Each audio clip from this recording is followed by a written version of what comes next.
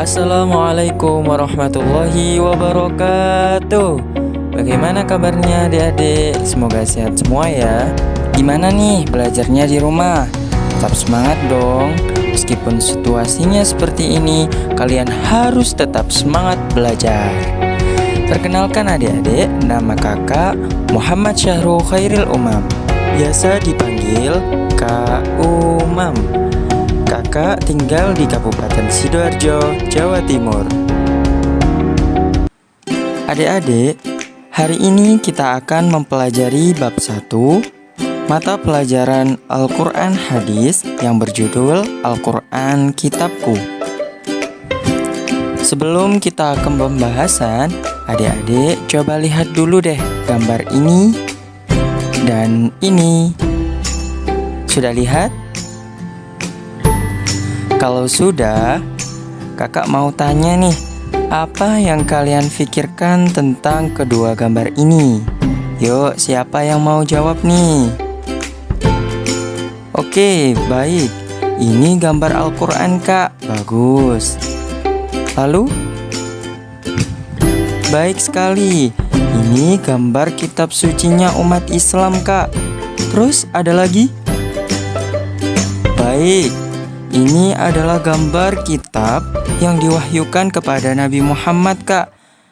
Jawaban kalian semua betul adik-adik. Kita sekarang akan lebih detail lagi memahami apa sebenarnya pengertian dari Al-Quran itu. Bagaimana pengertian Al-Quran secara bahasa dan secara istilah. Lalu, apa fungsi utama dari Al-Quran itu? Baik, langsung saja kita ke pembahasan.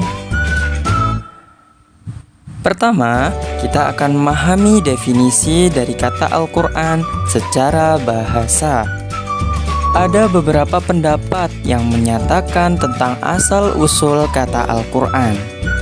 Yang pertama, menurut Syekh Al-Lihyani, Al-Quran berasal dari kata qoro'a yaqro'u Qur'anan, yang artinya membaca, ataupun maksud dari Qur'anan ditafsirkan sebagai isim maf'ul dan diartikan sebagai yang dibaca.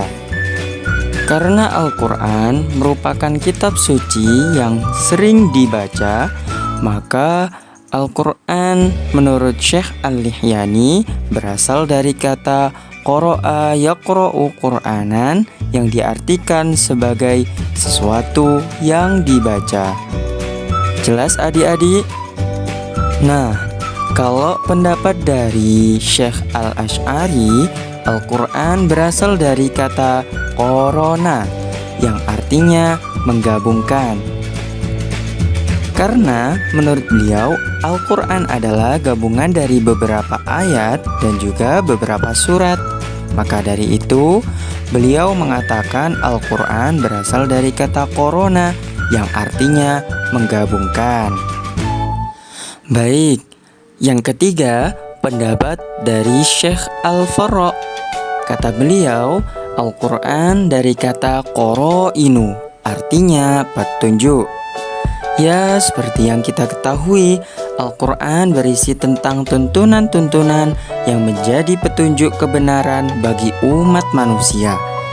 Juga karena dalam Al-Quran, ayat satu dengan ayat yang lain sama-sama saling menunjukkan dan saling mengokohkan kebenaran. Selanjutnya, pendapat dari Syekh Az-Zujjaj.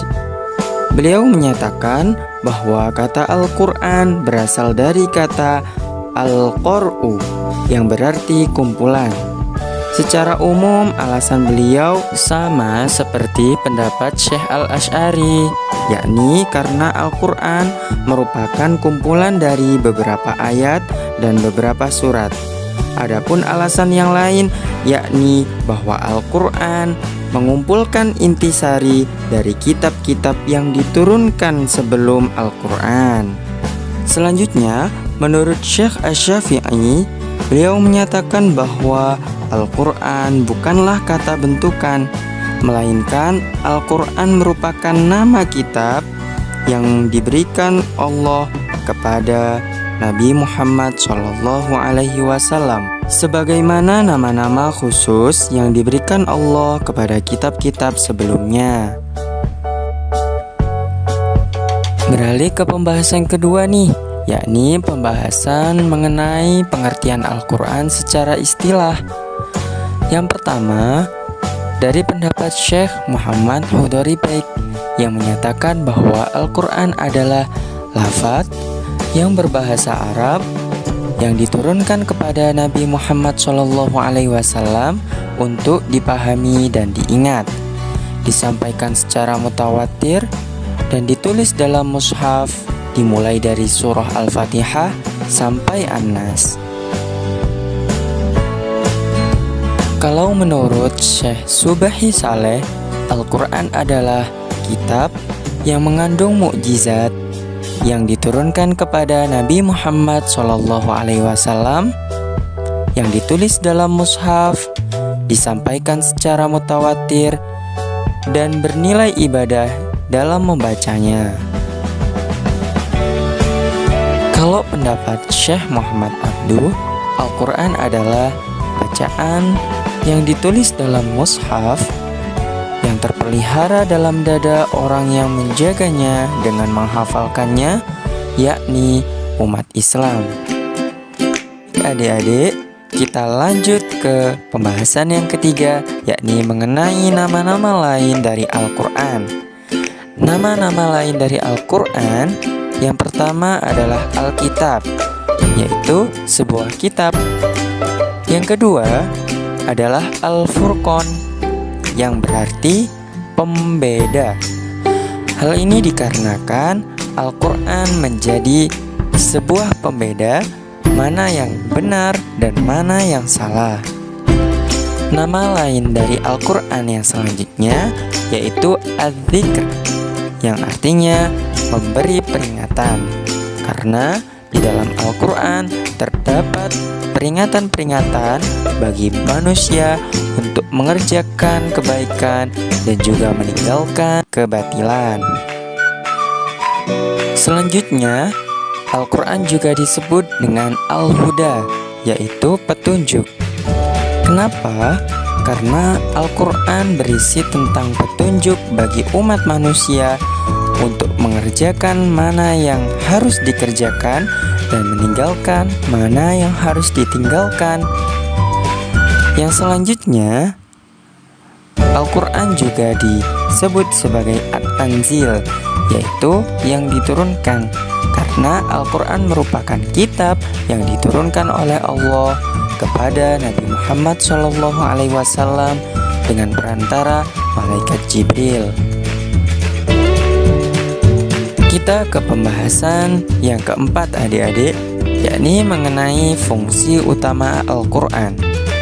Fungsi utama dari Al-Quran yakni yang pertama sebagai petunjuk bagi seluruh umat manusia. Al-Quran mengandung aturan-aturan yang boleh dilakukan dan tidak boleh dilakukan oleh umat manusia agar manusia mencapai kebahagiaan di dunia dan di akhirat. Intinya adalah Al-Quran sebagai penyedia pedoman yang benar bagi manusia dalam menjalani kehidupannya. Fungsi utama Al-Quran yang kedua yaitu Al-Quran menjadi sumber pokok ajaran dalam Islam. Ajaran Islam yang terdapat di dalamnya berhubungan dengan ketuhanan, ubudiyah, moral, ekonomi, politik, pendidikan, dan lain sebagainya. Dalam menentukan segala sesuatu permasalahan umat Islam harus merujuk kepada Al-Quran. Jadi intinya Al-Quran merupakan sumber rujukan utama bagi umat Islam. Nah adik-adik, itulah pembelajaran kita pada hari ini mengenai bab 1 Al-Quran Kitabku. Saya Kak Umam, mohon maaf sebanyak-banyaknya bila terdapat kesalahan, dan terima kasih banyak atas perhatian adik-adik sekalian. Dari saya, tetap semangat belajar, Wassalamualaikum warahmatullahi wabarakatuh.